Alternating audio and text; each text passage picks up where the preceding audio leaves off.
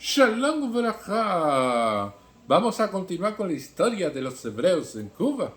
Y precisamente continuamos con el artículo de Dionisio Castiel en el Almanaque Hebreo Vida Habanera, que salió publicado en 1943. Dionisio Castiel, abogado de la comunidad hebrea, personalidad ilustre, había realizado este artículo en febrero de 1939 debido al proceso de la inmigración de compatriotas, de hermanos hebreos que llegaban a Cuba y que quería darle a ver al mundo y sobre todo a Cuba de que nuestra comunidad no era una carga pública para el Estado, no era una carga pública para el país y que precisamente podríamos convertirnos en algo beneficioso para el crecimiento de Cuba, y era una de las cuestiones fundamentales en las cuales él se enfrascó en escribir este artículo en 1939. Sale a la luz en 1943, tiene varios acápites, y vamos en el séptimo acápite que dice: la inmigración hebrea es beneficiosa a Cuba. Son muchos los factores que hacen a Cuba un país privilegiado en el orden económico. La fertilidad de su suelo, su situación geográfica, su clima, la disposición e inteligencia del cubano por instinto emprendedor, laborioso y con afanes de llevar socialmente un estándar de vida elevado. Junto a esta halagüeña realidad nos encontramos que la explotación de nuestras más variadas fuentes de riqueza está por hacer. Sabemos que existe y sin embargo fuera de la caña y el tabaco permanece pasiva en el orden económico de nuestra población. No solo la indiferencia nos aleja de iniciativas de producciones nuevas, agrava el estancamiento señalado la falta de empresarios con fe y capacidad suficiente que permitan desarrollar un programa privado con revolución agrícola e industrial que nos eleve canalizando las energías nacionales hacia inexplotados yacimientos de prosperidad. Inmigración que viene con la mente acéfala y los brazos dispuestos a confundirse en la depauperada imploración de quehaceres. Esa sería dañina. La inmigración que nos ocupa está preparada para implantar la técnica más avanzada en los procesos de la agricultura y la industria. Son técnicos, hombres que están habituados a regular el funcionamiento de grandes fábricas. Al servirle Cuba de campo de desarrollo, se aprovecharía notablemente de sus capitales, absorbiendo sus iniciativas. Todo esto con aprecio inmediato de las ventajas de una intensificación productiva científica. La inmigración hebrea es deseable. Partimos para hacer esta categórica aseveración de principios sociales que no pueden refutarse, y lo prueba el hecho de que estos principios han sido violados por la fuerza bruta como medio destructivo, ya que en un plano de lucha elevada estos principios resultaban invulnerables. Por eso, una política equivocada que solo pretende ignorar lo que el derecho internacional establece para hacer posible la existencia de una comunidad internacional y universal puede llevar a un gobierno a cometer los atropellos que son víctimas los hebreos alemanes, que nadie puede negar que son hombres progresistas, como lo prueba el hecho de que muchos han sido recibidos en el cuadro de profesores de conocidas y acreditadas universidades estadounidenses. Estos hebreos arrojados violentamente a Alemania involuntariamente caen en un proceso migratorio que ni esperaban ni deseaban. No pueden ser tratados con el mismo rasero que los demás inmigrantes por los países de hondas preocupaciones sociales, entre los que podemos contar la República de Cuba. Una desgracia es la que son ajenos en plena tempestad les obliga a tomar la brújula orientadora que les señala nuestra isla como tierra de promisión en su infortunio. En su desamparo les acompaña además de anticipados sentimientos de gratitud hacia nosotros las reservas económicas que han podido salvar y la eficaz ayuda en este sentido de sus hermanos que no permitirán que la indigencia les envuelva.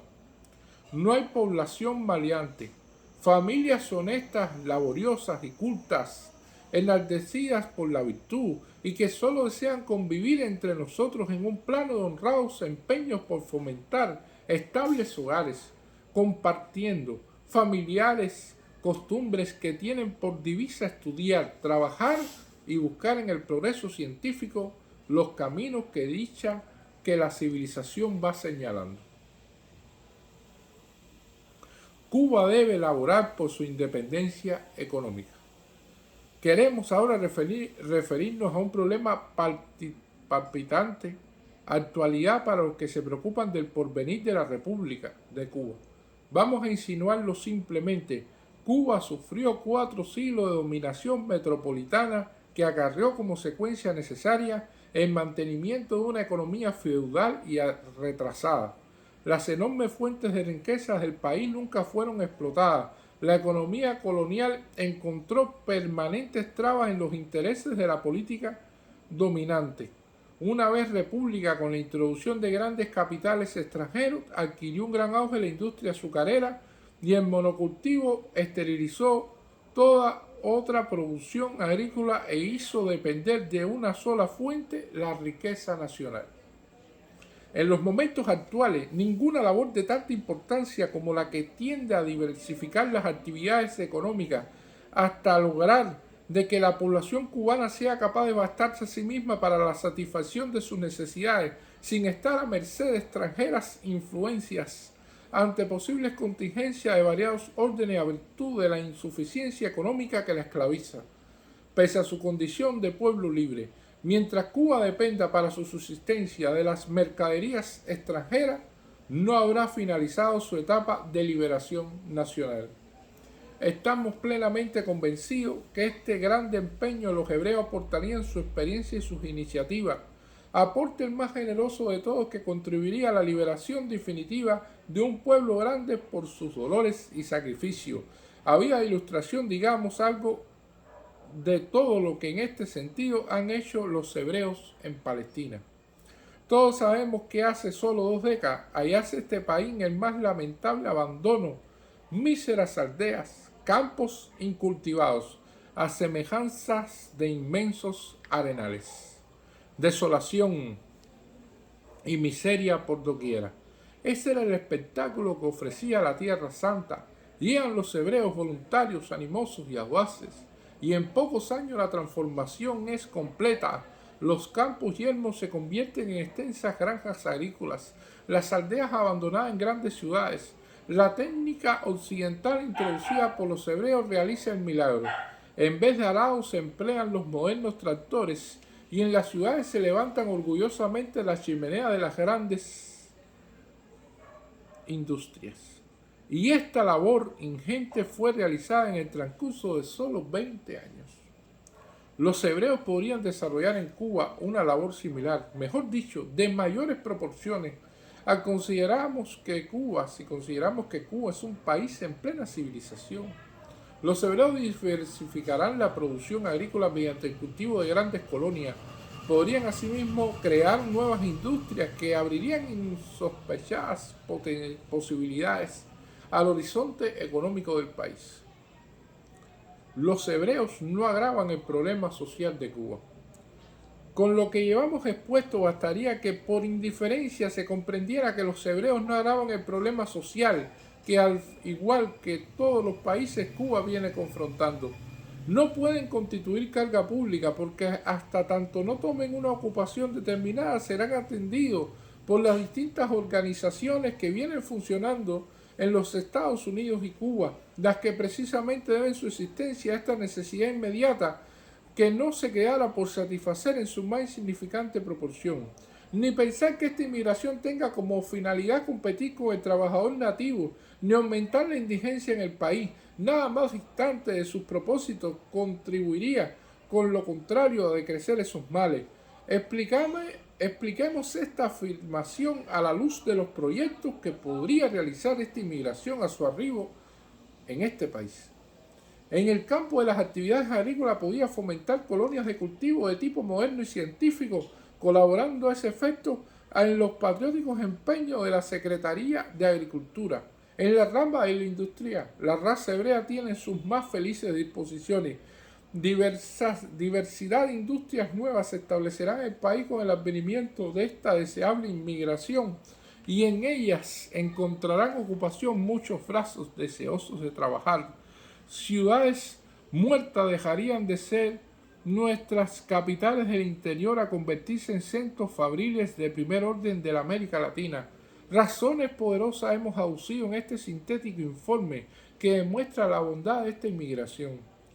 Ella nos alienta a esperar que el gobierno de Cuba se preocupara de manera preferente en esta cuestión social que bien amerita estudiarse por todo lo que tiene de beneficiosa para la economía de la nación, además de encuadrar perfectamente dentro del marco del sentimiento político avanzado que caracteriza a la Cuba de hoy. Dionisio Castiel. Y vamos a tratar otro artículo de la esposa de Dionisio Castiel, que es la doctora Ida Glesser de Castiel, autora del artículo que insertamos, y es la primera graduada de Yiddish en Cuba de la Facultad de Pedagogía de la Universidad Nacional. Vida habanera es el más alto exponente de las actividades hebreas en Cuba, por la doctora Ida Glesser de Castiel. Sin este almanaque tiene como propósito recoger todas las manifestaciones de la vida hebrea en Cuba durante las 2 últimas décadas, no puede ser en modo alguno silenciar la importante significación del periodo de vida habanera en el desarrollo social y cultural de nuestra comunidad.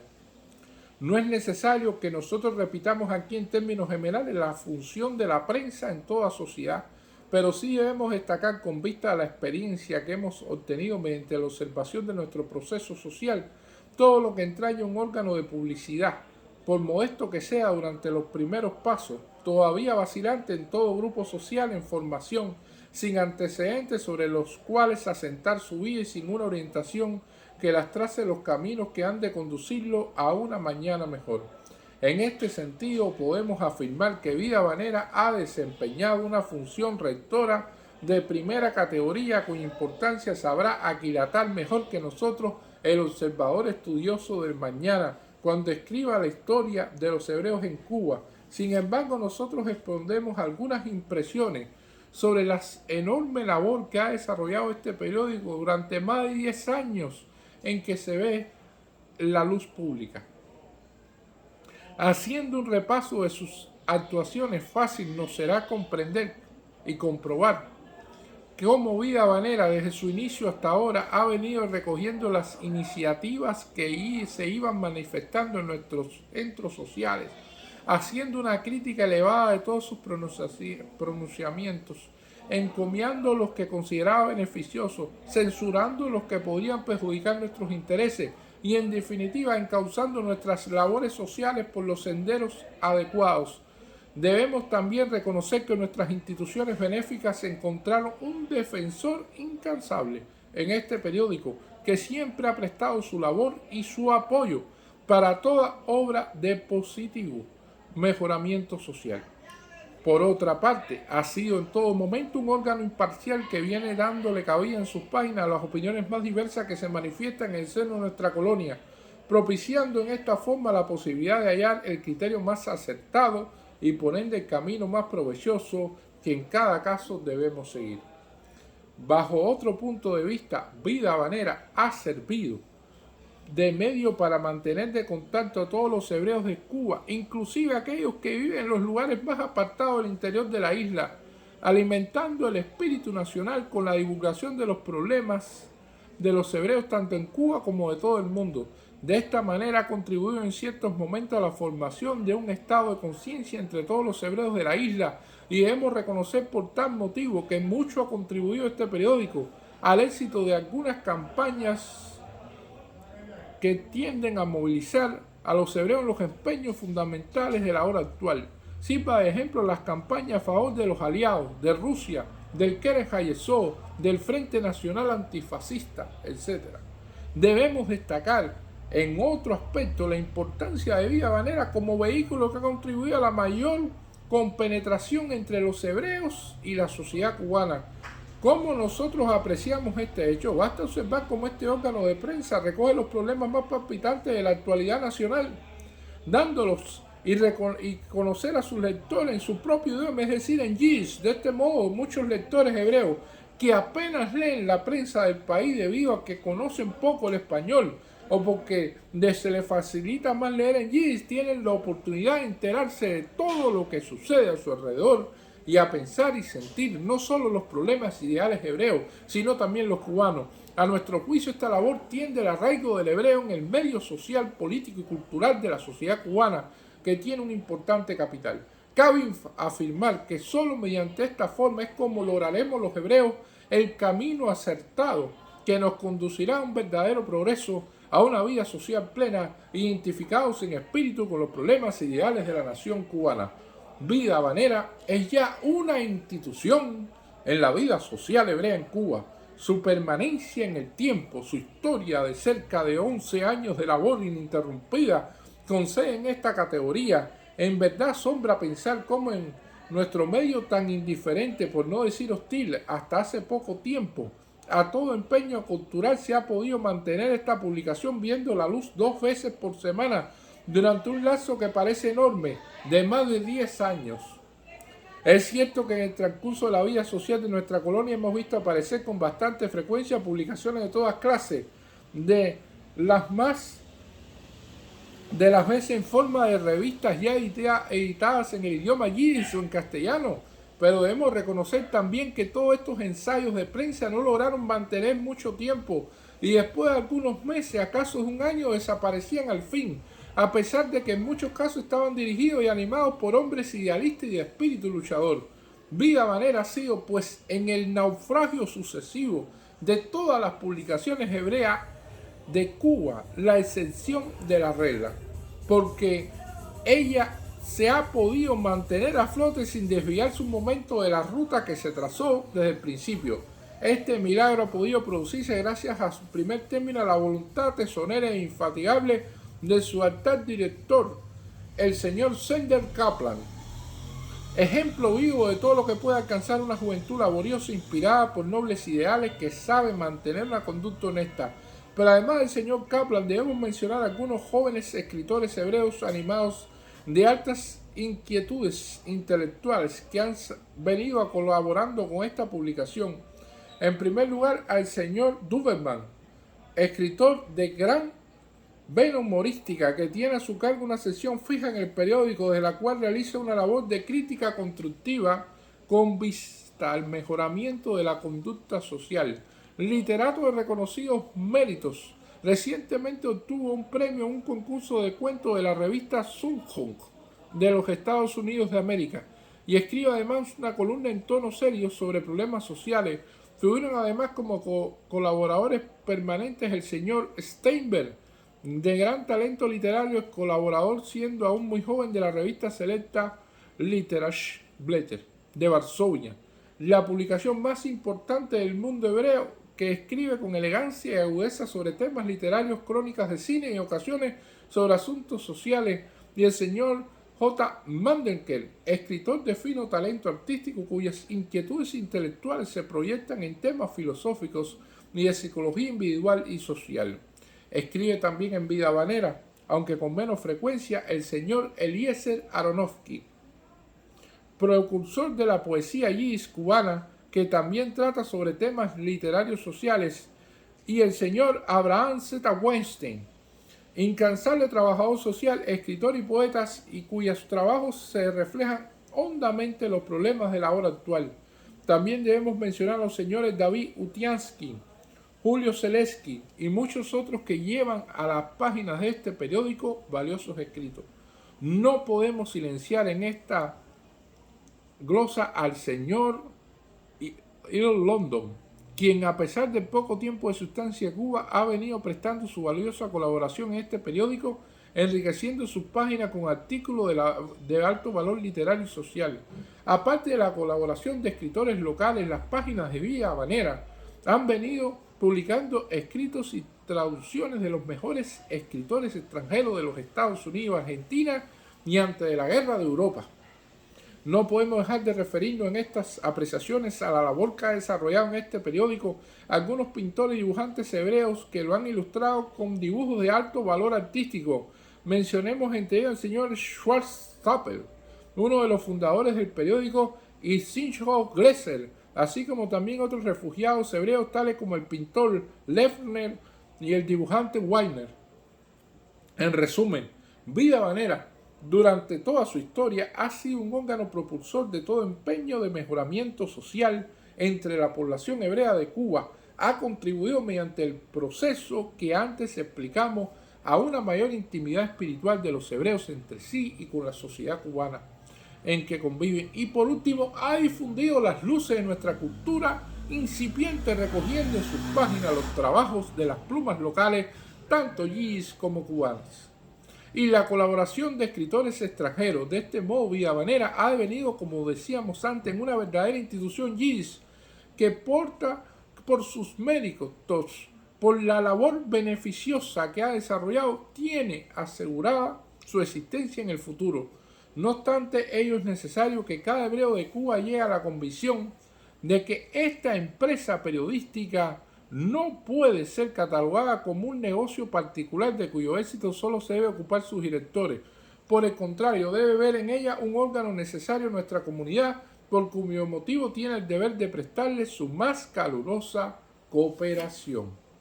Ida Glesser, esposa de Dionisio Castiel, en Vida Habanera, el más alto exponente de las actividades hebreas en Cuba en el año 1943. Muchas gracias.